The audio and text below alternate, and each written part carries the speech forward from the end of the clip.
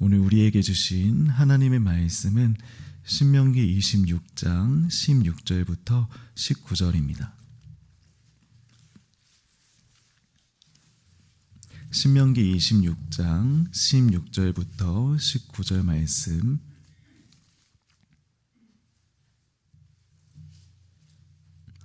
제가 봉독해 드리도록 하겠습니다. 오늘 내 하나님 여호와께서 이 규례와 법도를 행하라고 내게 명령하시나니 그런즉 너는 마음을 다하고 뜻을 다하여 지켜 행하라. 내가 오늘 여호와를 내 하나님으로 인정하고 또 그 도를 행하고 그의 규례와 명령과 법도를 지키며 그의 소리를 들으리라 확언하였고 여호와께서도 내게 말씀하신 대로 오늘 너를 그의 보배로운 백성이 되게 하시고 그의 모든 명령을 지키라 확언하셨느니라.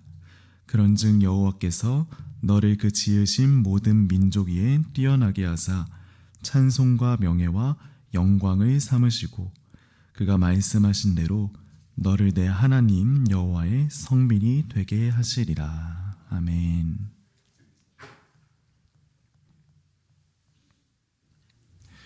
여러분 혹시 언행일치라는 말을 들어보신 적이 있으십니까? 그렇다면 이 말이 언제부터 사용되었는지 혹시 그 유래에 대해서 알고 계신가요? 지금으로부터 약 2500년 전 공자는 유교의 핵심 사상이라고 할 수 있는 논어라는 책을 집필을 했습니다. 특별히 이 책에서 공자는 도덕과 관련해서 또 인간관계와 관련해서 수없이 많은 유의미한 그런 가르침들을 남겼는데요. 이 가르침의 중심에는 언제나 한 가지 기준이 있었다고 합니다. 그것은 바로 말과 행동이 하나로 이어지는 삶, 다시 말해서 언행이 일치되는 그런 삶이었습니다. 당대의 공자는 자기 수중에 수없이 많은 제자들을 두고 살았다고 합니다. 그가 거느린 제자만 해도 무려 3,000명에 이를 정도로 아주 많은 그런 제자들이 있었는데요. 그런데 그 중에서 공자는 가장 뛰어난 제자 72명을 따로 두었다고 합니다. 그 이유는 모든 제자가 그가 지향하는 기준에 못 미쳤기 때문입니다. 공자 당시 많은 성신들은 제자들을 평가할 때 그들의 외적인 기준으로만 제자들을 평가했습니다. 제자들이 얼마나 많이 알고 있는지, 또 얼마나 논리적으로 어떤 내용을 설명할 수 있는지를 가장 중요한 기준으로 삼았다고 합니다. 하지만 공자는 이런 기준으로 자기의 수제자를 뽑지 않고 다른 기준으로 더해가지고 수제자를 뽑았다고 합니다. 그건 바로 제자가 말한 것대로 살아가고 있는지, 언행일치의 삶을 통해서 그들이 수제자가 이렇게 될 수 있었다고 합니다. 이것은 그때 당시 공자가 어떤 가치를 가장 중요하게 여겼는지를 살펴볼 수 있는 대목이라고 할 수가 있습니다. 여러분, 오늘날 많은 사람들이 외적인 기준으로 다른 사람들을 평가하는 것을 볼 수 있습니다. 그들이 어떻게 생겼는지, 또 회사와 학벌은 어떻게 되는지가 그 사람을 결정하는 가장 중요한 가치가 됩니다.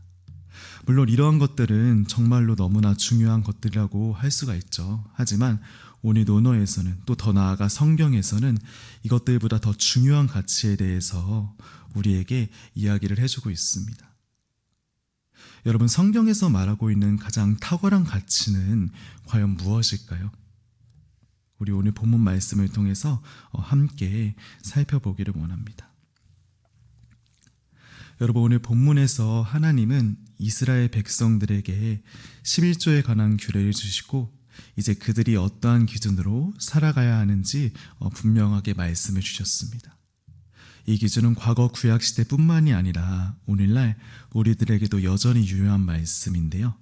우리 본문 말씀 16절부터 18절까지 다시 한 번만 읽어볼까요? 16절부터 18절 말씀입니다. 시작. 오늘 내 하나님 여호와께서 이 규례와 법도를 행하라고 내게 명령하시나니 그런즉 너는 마음을 다하고 뜻을 다하여 지켜 행하라. 내가 오늘 여호와를 내 하나님으로 인정하고 또 그 도를 행하고 그의 규례와 명령과 법도를 지키며 그의 소리를 들으리라 확언하였고 여호와께서도 내게 말씀하신 대로 오늘 너를 그의 보배로운 백성이 되게 하시고 그의 모든 명령을 지키라 확언하셨느니라. 아멘. 여러분, 오늘 하나님께서는 이스라엘 백성들에게 어떤 가치를 가지고 살아가야 하는지 분명하게 말씀을 해 주셨는데요. 여러분, 여기서 하나님은 어떤 것을 이스라엘 백성들에게 이야기하시죠? 바로 하나님께서 명령하신 모든 규례와 법도, 즉 말씀을 지키면서 살라고 이야기를 하십니다.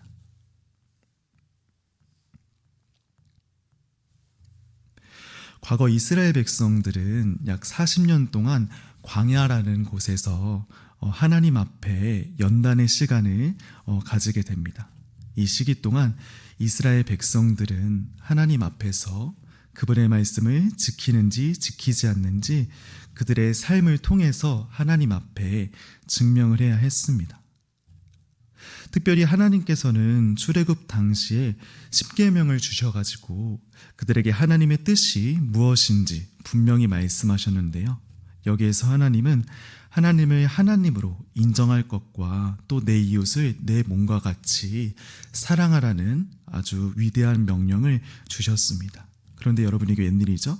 분명히 하나님께서는 이스라엘 백성들에게 십계명을 주시고 또 그들에게 하나님의 뜻이 무엇인지 분명하게 말씀해 주셨습니다. 그런데 그들은 출애굽한 지 얼마 되지도 않아서 하나님의 명령을 심각하게 어기는 것을 볼 수가 있습니다. 심지어 이스라엘 백성들은 모세가 시내산에 올라간 그 짧은 시간 동안에 금송아지들을 섬기면서 제1계명을 범하게 됩니다. 바야로 이스라엘 백성이 어떠한 백성인지 짧지만 분명하게 알 수 있는 대목이죠. 이런 연고로 오늘 하나님께서는 이스라엘 백성들이 목이 곧고 또 선천적으로 잘못된 것에 기우는 백성임을 다시 한번 알고 계셨습니다. 그래서 그분은 그들에게 다시 한번 하나님의 말씀을 통해서 그들이 어떠한 백성인지 다시 한번 정체성을 확인시켜주는 것을 볼 수가 있습니다. 오늘 본문은 말하죠. 오늘 내 하나님 여호와께서 이 규례와 법도를 행하라고 내게 명령하시나니 그런즉 너는 마음을 다하고 뜻을 다하여 그것을 지켜 행하라. 내가 오늘 여호와를 내 하나님으로 인정하고 또 그 도를 행하고 그의 규례와 명령과 법도를 지키면 하나님이 어떻게 받아들이십니까? 하나님이 그의 소리를 들으리라 확언하셨고 여호와께서도 내게 말씀하신 대로 오늘 너를 그의 보배로운 백성이 되게 하사 그의 모든 명령을 지키라 확언하셨느니라. 아멘. 여러분, 이스라엘은 광야에 있을 때부터 하나님의 말씀을 분명하게 받았습니다. 하지만 그들은 이전부터 계속 하나님의 말씀이 아니라 그들의 소욕대로 살았고 결국 하나님께 벌을 받는 그런 비극적인 결과를 맞이합니다. 그렇지만 여러분, 하나님은 다시 한번 그들에게 있어서 한 가지 회복점과 기준점을 말씀해 주십니다.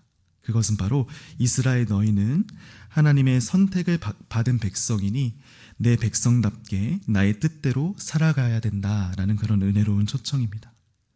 이것은 그들이 하나님의 뜻대로 살아야지 그분의 백성이 되는 것이 아니라 너희는 이미 내 구원받은 백성이 되었으니 내 뜻대로 살아가야 한다라는 그런 복음적인 초청이었다고 할 수가 있습니다.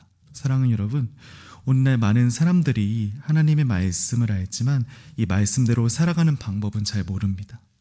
분명히 오늘날 많은 사람들이 교회에 다니지만 복음적으로 어떻게 하나님의 뜻에 순종할 수 있는지 그 동력에 대해서는 정확히 알지 못합니다.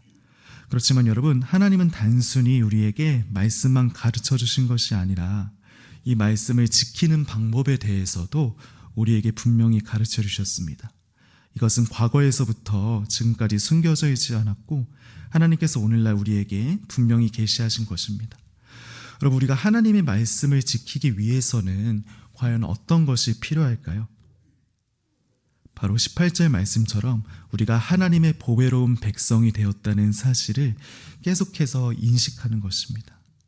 전에는 하나님을 떠나서 내 마음대로 살아가는 그런 죄인이었지만 이제는 내가 하나님의 은혜로, 내 행위로 구원받은 게 아닌 하나님의 은혜로 구원받았기에 말씀을 지킬 수 있는 모든 능력과 힘을 공급받았다는 사실을 계속해서 내 스스로에게 되새기는 것입니다.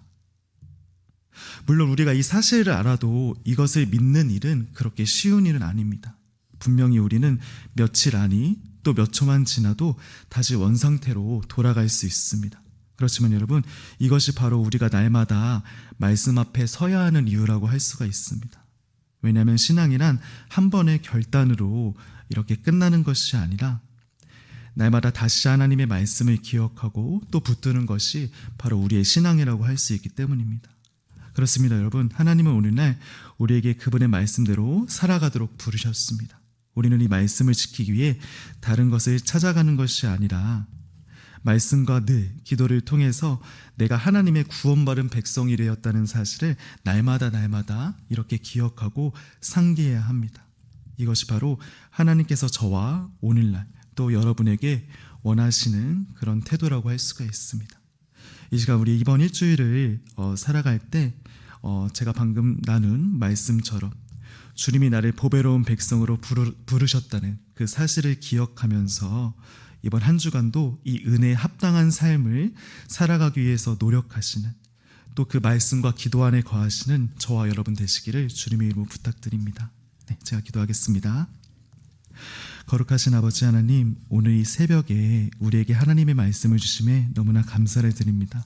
주님, 우리 성도님들 이번 한 주간을 살아갈 때 주님께서 우리에게 주신 그 말씀들을 생각하면서 날마다 주님의 뜻대로 살아가기 위해 내가 구원받은 하나님의 자녀가 되었다는 사실을 매일 매순간 인식하면서 바울처럼 또 예수님처럼 또 예수님께서 거느리신 그 예수님의 제자들처럼 저희도 그런 삶을 살아갈 수 있도록 주님께서 인도하여 주시옵소서. 감사합니다. 사랑이 많으신 예수님의 이름으로 기도드립니다. 아멘. 네, 우리 주기도문으로 예배를 폐하도록 하겠습니다. 하늘에 계신 우리 아버지여, 이름이 거룩히 여김을 받으시오며 나라가 임하시오며 뜻이 하늘에서 이루어진 것 같이 땅에서도 이루어지이다. 오늘날 우리에게 일용할 양식을 주시옵고 우리가 우리에게 죄 지은 자를 사하여 준 것 같이 우리의 죄를 사하여 주시옵고 우리를 시험에 들게 하지 마시옵고 다만 악에서 구하시옵소서. 나라와 권세와 영광이 아버지께 영원히 있사옵나이다. 아멘.